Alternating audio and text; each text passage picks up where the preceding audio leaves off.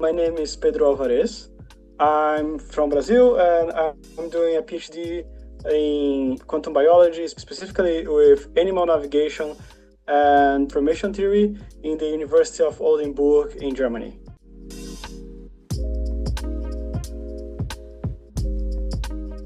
I worked mainly on organization, trying to make sure that all the team members, all the participants were informed about what's going on, making sure that they knew what we needed from them, they knew how much time they had, and if they needed anything, I was also there as some sort of support. So if they needed to test something, or if they needed some kind of resource, I was supposed to talk to them and talk to Clarissa and try to make the bridges so that they can talk to specialists that might be able to help them.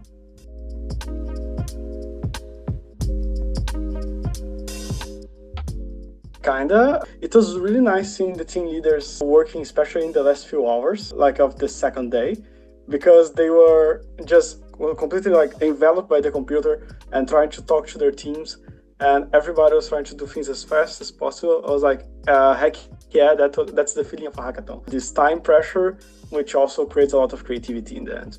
And I was most impressed because a few teams, I think what they started doing there is possibly going to become an actual published paper eventually. And that was impressive. Seeing something that started being developed in like 2 days, have the chance to maybe become something more in the future. I think that's really nice. And that's one of the objectives of this model of hackathon that we tried. That's why we didn't make such a well-defined team. It was more in the air, and also why we didn't make anything competitive. We wanted to see what everybody's going to do, and let's see how that develops in time. Maybe 6 months from now, we see some kind of cool research project that's born there.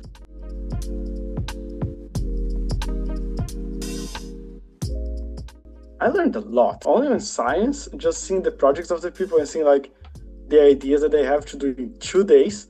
I was like, okay, that's really cool. I would never think you could do something like that in 2 days.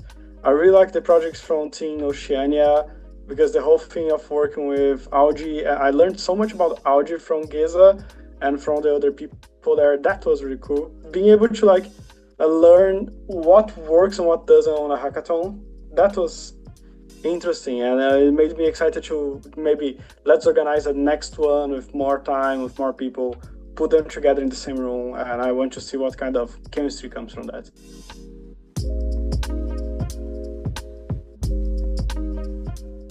It was scary and exciting, especially the time frame. We did everything in 3 weeks. It was chaotic in a good and a bad way. But also, I'm surprised how well it worked in the end, which is nice. And I hope we can do more in the future, yeah.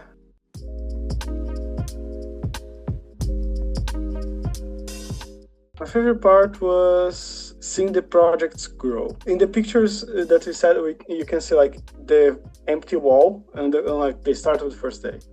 And then talking to the people, see what they are doing, and seeing like we are adding things to that wall. I wish we could have added more things, but seeing like the projects being developed and the people rehearsing the presentations and trying to see, okay, how can I try to present this? How can I communicate this idea? That was very cool, seeing the projects growing and getting developed.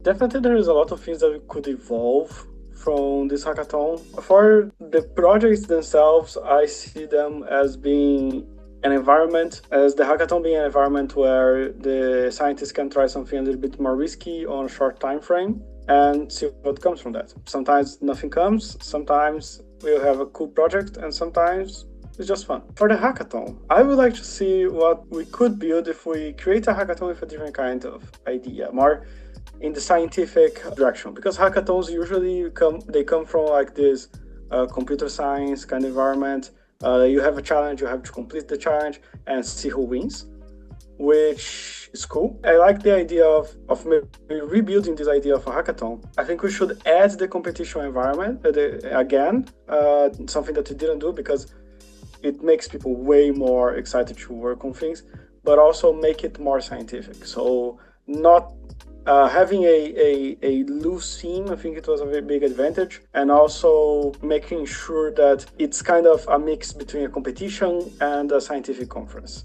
so that we have the loose networking environment of a conference with this competition and a kind of chaotic element of the hackathon that many new ideas might come from that.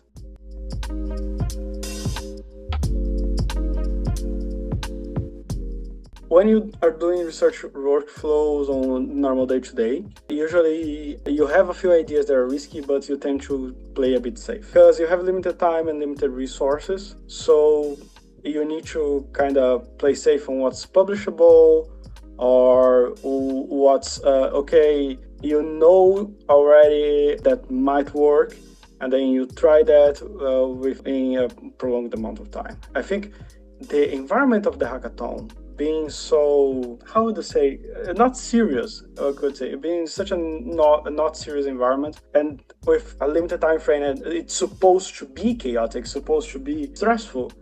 I think it also allows you to maybe try more risky things, try more crazy ideas, and just see what comes out of them. Like, scientists need the safety to try weird things, and so far, I think the academic environment is lacking in environments that can be done safely. And I think a hackathon environment could be one of the environments where this kind of risky, trying things out kind of project can flourish.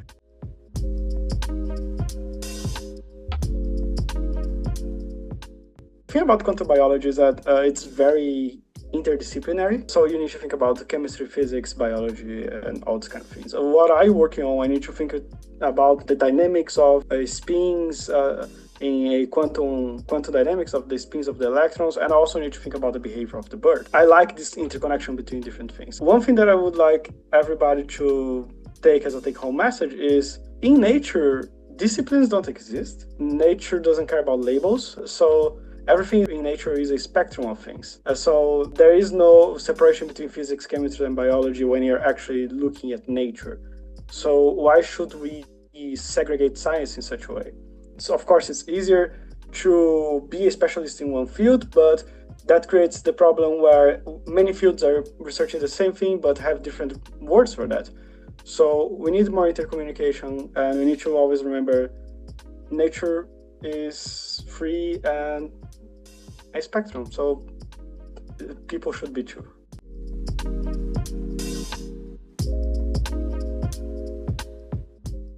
The hackathon was very exciting for a lot of people. You know what I liked about the hackathon? It was that it was fun. Science is usually we have this image of like the scientists in their like ivory tower, like, oh, I am really serious. And the hackathon was like an environment where science could be serious but fun. And I think that's really important. Science is fun in the end of the day. You're exploring the world, and we do that as a child since you're like 2-3 years old. Mm-hmm. So why not keep doing that as an adult? So maybe we should make science more fun.